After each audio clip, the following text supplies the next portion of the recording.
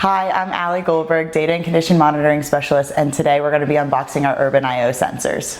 Before we get started, UrbanIO is our low-cost asset monitoring solution designed for your Tier 2 and Tier 3 assets.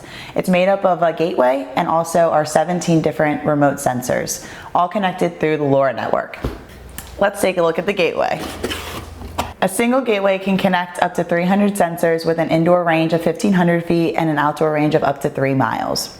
Again, the sensors and gateway are connected through a LoRa network, and the gateway is connected to our Urban platforms via cellular. This keeps everything off your plan's network entirely. Now let's look at the sensors.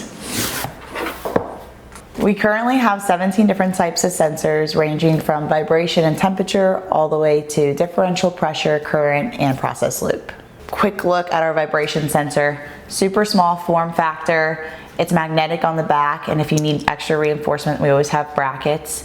Our vibration sensor is triaxial, so you'll get axial, horizontal, and vertical vibration, and from there you can more diagnose what's going on with your equipment, whether that be a pump, fan, or motor.